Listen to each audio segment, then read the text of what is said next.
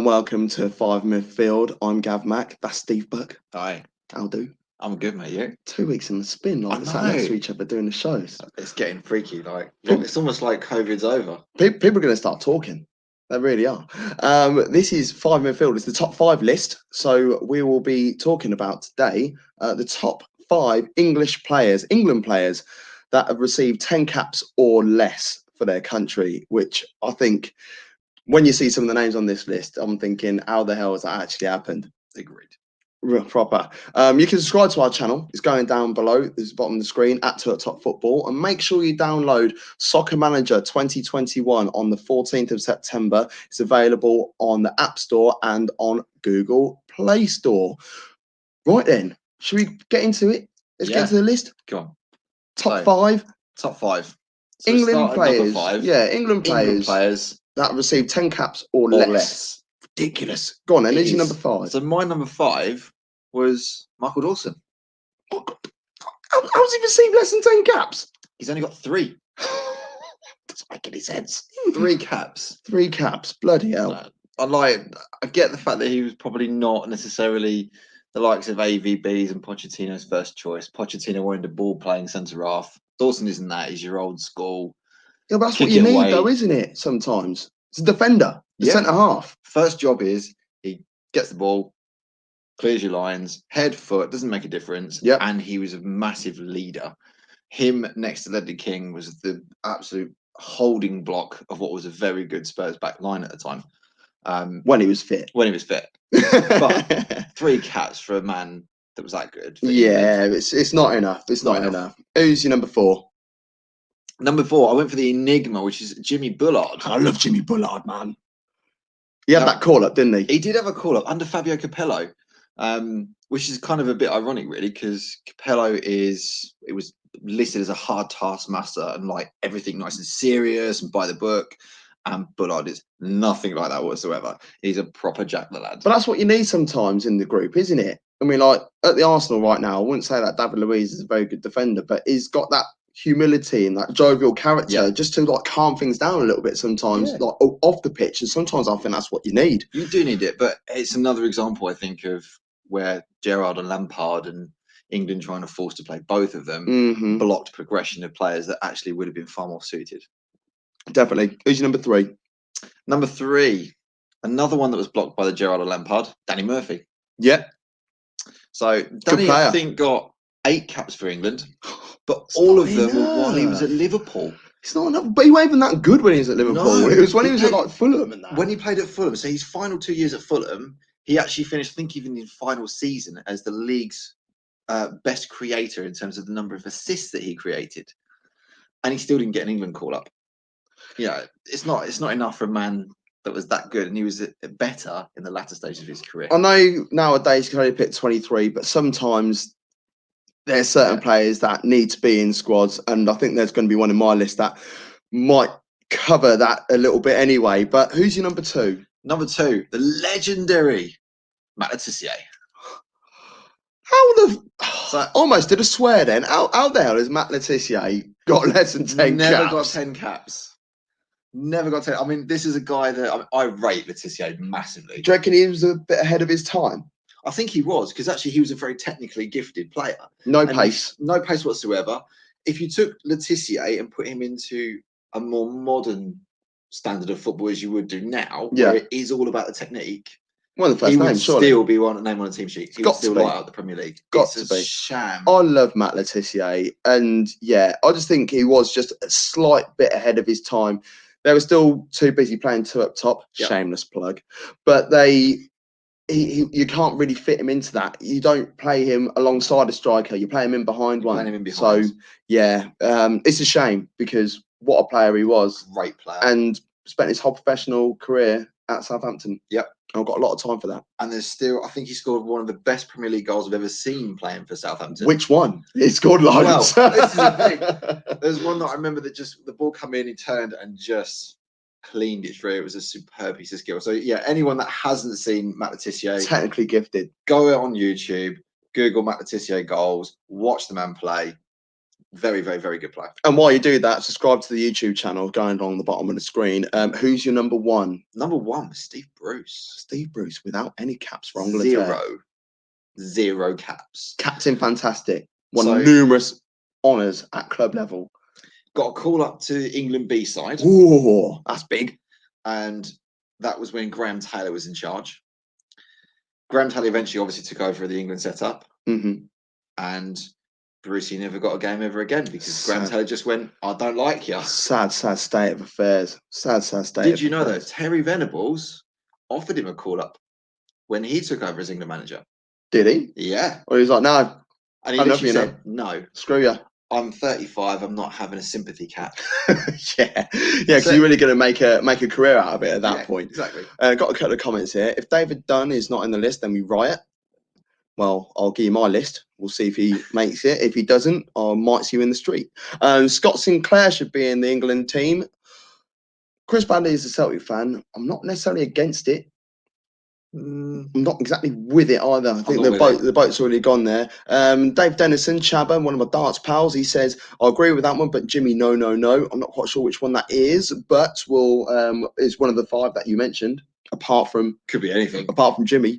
And Jamie Elliott says, Steve Bruce, Stan Collymore. Well, Steve Bruce was number one in Bucky's list, and Stan Collymore, he might feature, he might not, but that's nice, and that you've mentioned him anyway. Now, it's my top five. So, kick us off then. Who's number five?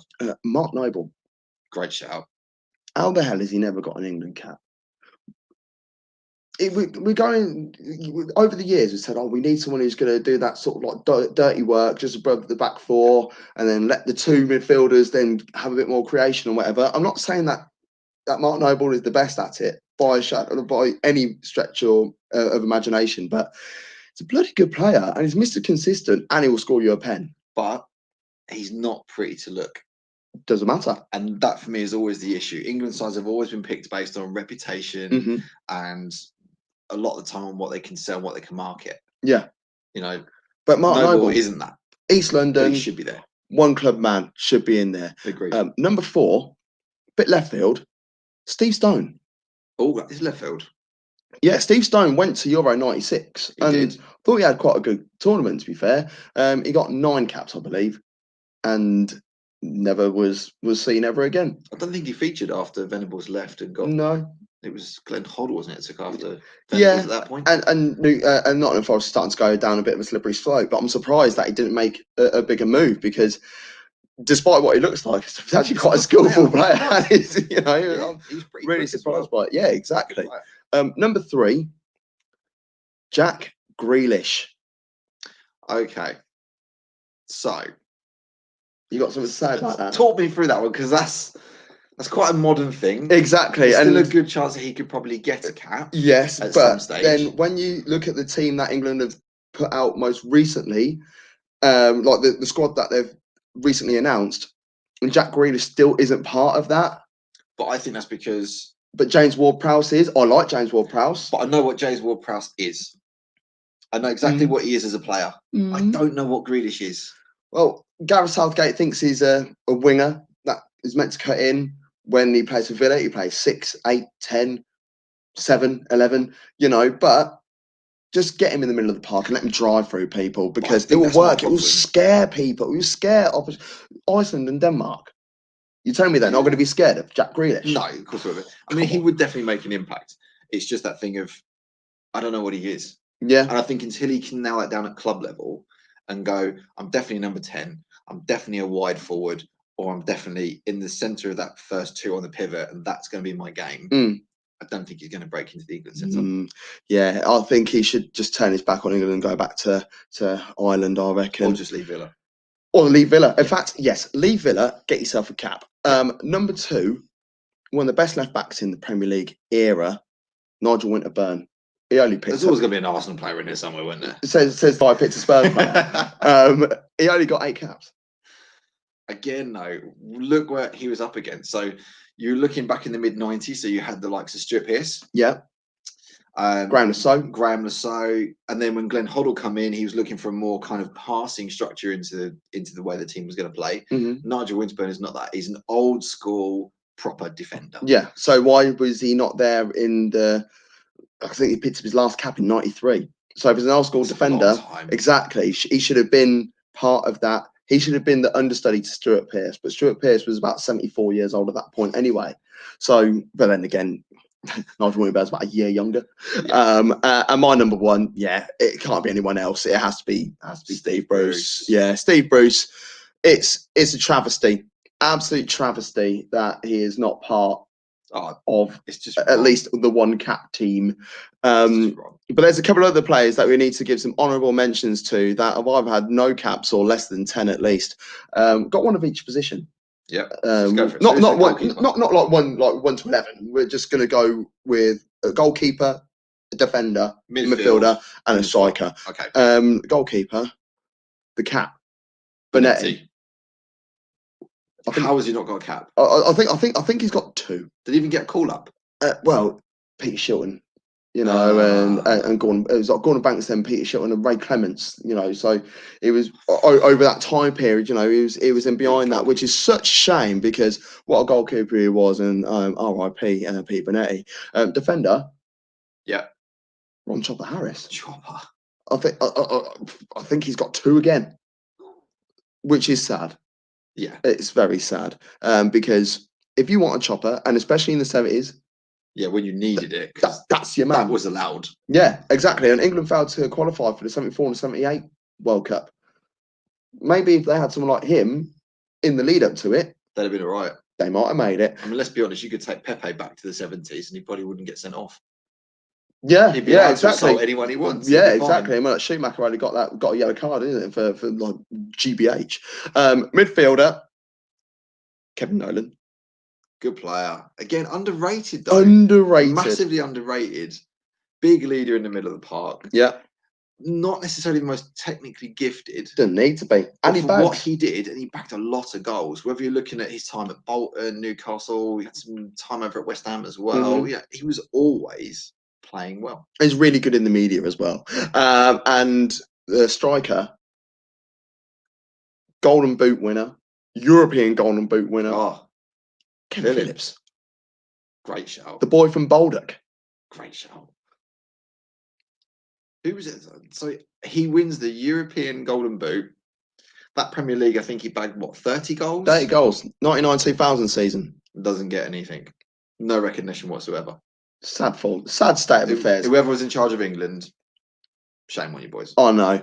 You can follow us on all social media at 2@topfootball. Predominantly our YouTube channel at 2@topfootball is going on the bottom of the screen right now. Make sure you download Soccer Manager 2021. It's going to be available on the 14th of September, available on the App Store and on Google Play. So it doesn't matter whether you've got a proper phone like an iPhone or a pretend phone like an Android, you still be able to download it and enjoy it. And did you know if you put 2 at top into Google, we come up first?